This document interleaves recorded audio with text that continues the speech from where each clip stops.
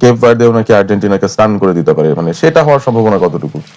আসলে কেপ ভার্দের খেলা তো এই বিশ্বকাপে আমরা দেখছি, আমরা যতই ঠাট্টা মশকরা করি না কেন যে আর্জেন্টিনা অনেক সহজ একটা পেয়েছেন স্টাফ লাইক দ্যাট, এই জিনিসটা মাথায় রাখতে হবে, কেপ ভার্দে এখনো কিন্তু একটা ম্যাচ হারে নাই। এটা আমরা অনেকে মানে জানি নিশ্চয়ই, হয়তো বা সেই জিনিসটা একনলেজ করতে চাই না।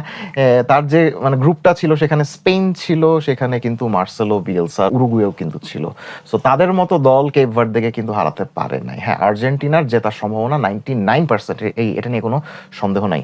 কিন্তু বিশ্বকাপের মতো মঞ্চেই কিন্তু ওই 1%-এর যে ঝলকটা, সেটা কিন্তু আমরা দেখি। 2002 বিশ্বকাপে কে এক্সপেক্ট করছিল রেইনিং ওয়ার্ল্ড চ্যাম্পিয়ন ফ্রান্সকে সেনেগাল এভাবে হারিয়ে দিবে? কেউ কিন্তু এক্সপেক্ট করে নাই। সো ওই ধরনের ঝলক, ওই ধরনের চমক কিন্তু এই সকল বিশ্বমঞ্চেই দেখা যায়। কেপ ভার্দে নিঃসন্দেহে গত 3 ম্যাচের মতো এই ম্যাচেও অনেক বেশি লো ব্লকে খেলবে, আমরা জানি। চোখ নাক মুখ বন্ধ করে মানে আর কি ডিফেন্স করার যেই ইচ্ছাটা বা ক্ষমতাটা, সেটা তাদের আছে, আমরা দেখেছি কিন্তু স্পেনের এগেনস্টে এমনকি তারা এমন স্ট্রং একটা ডিফেন্ডিং দেখিয়েছেন। লামিন ইয়ামাল যখন মাঠে নামলেন, তিনিও কিন্তু ওইভাবে কিন্তু পেনেট্রেট করতে পারেন নাই। সো এই জিনিসটা কিন্তু মাথায় রাখতে হবে যে 11 জন খেলোয়াড়ের মধ্যে 10 জনই থাকবে তাদের বক্সের মধ্যে। অ্যান্ড আমি গত সপ্তাহেও যে জিনিসটা বলেছিলাম, আর্জেন্টিনা কিন্তু এখনো আমাদেরকে দেখাতে পারে নাই যে লো ব্লকের ডিফেন্ডিং তারা কিভাবে ভাঙতে পারবে। আমরা এই বিশ্বকাপের রাউন্ড অফ 32-রই কিছু কিছু ম্যাচে কিন্তু দেখলাম যে প্রতিপক্ষ যখন লো ব্লকে খেলতে নামছিল, তখন তাদের opponent was just spamming the crosses. অনেক কিন্তু দেখছি আমরা যদি ব্রাজিলের যে খেলাটা সেটা যদি দেখি, সেকেন্ড হাফে কিন্তু ব্রাজিল সম্পূর্ণ ক্রস বেসড ফুটবল কিন্তু খেলেছে।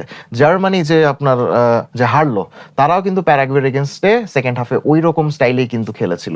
এখন আমরা যদি বলি যে না, আর্জেন্টিনা ওই ধরনের স্টাইলে খেলবে, তাহলে কিন্তু ঠিক নিশ্চিতভাবে ওইটা কিন্তু বলা যায় না। Because Argentina is always a team with personal combination and synergy.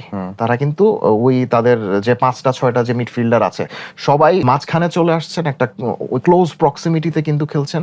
এখন ওইভাবে খেললে লো ব্লক কতটুকু সফলভাবে ভাঙা যাবে, এটা কিন্তু একটা কোয়েশ্চেন। কারণ আমরা এর আগেও দেখেছি যে লো ব্লক ভাঙার জন্য অলওয়েজ উইং বেসড ফুটবল খেলতে হয়, এবং সেই উইং বেসড ফুটবলটাকে সাকসেসফুল করার জন্য বক্সের মধ্যে এমন একজন স্ট্রাইকারকে থাকতে হয় যার ওই এরিয়াল ক্যাপাবিলিটিটা আছে।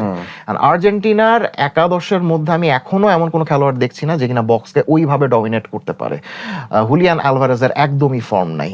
লাউতারো মার্টিনেজ কিছু শো করতে চাচ্ছেন, কিন্তু he was never that kind of a lethal box striker. So এই ক্ষেত্রে এই ধরনের প্রশ্নের জবাবগুলো আর্জেন্টিনার কোচ লিওনেল স্কালোনি কিভাবে দেবেন, এটার উপরে কিন্তু ডিপেন্ড করছে সম্পূর্ণ এই ম্যাচের ভাগ্য। এই ম্যাচটায় যেহেতু Lionel Messi is doing so well hitting those shots from outside the box, সেখান থেকে গোল দিয়ে দিচ্ছেন, তো এই ধরনের গোল হওয়ার সম্ভাবনা কতটুকু এই ম্যাচটা?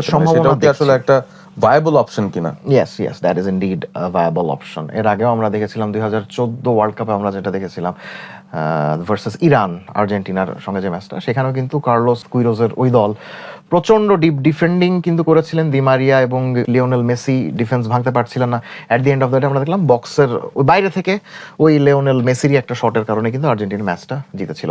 সো এই ধরনের দূরপাল্লার শট আজকের ম্যাচে অনেক ইম্পর্টেন্স কিন্তু ক্রিয়েট করবে, যেটা আমরা জর্ডানের এগেনস্টে ম্যাচেও কিন্তু দেখেছিলাম। জর্ডানের এগেনস্টে ম্যাচে তারাও কিন্তু মোটামুটি একটা মিড ব্লক থেকে লো ব্লক একটা মেনটেন করতে চেয়েছিল, কিন্তু আর্জেন্টিনা ইভেন্চুয়ালি বক্সের বাইরে থেকে যে শট নেওয়ার যে তাদের দক্ষতাটা আছে, ক্ষমতাটা আছে, ওই ক্ষমতাটা উনি শো করিয়েছেন। Not only Messi, there was Giovani Lo Celso as well. So এই জিনিসটা অনেক বেশি ইম্পর্টেন্ট, কারণ আপনি যদি বক্সের বাইরে থেকে যদি শট নেন, গোল যদি নাও হয়, অ্যাটলিস্ট আপনি একটা ওই কর্নার কিন্তু পাচ্ছেন। বা অত ভালো যদি ডিফেন্ডিং না হয়, ডিফেন্ডারের গায়ে হাতে পায়ে লেগে কিছু না কিছু একটা চান্স কিন্তু ক্রিয়েট আপনার হইতেই পারে। সো এইটাও কিন্তু আর্জেন্টিনার একটা আউটসাইড একটা চান্সকে কিন্তু বাড়িয়ে দিতে পারে বলে আমার কাছে মনে হয়।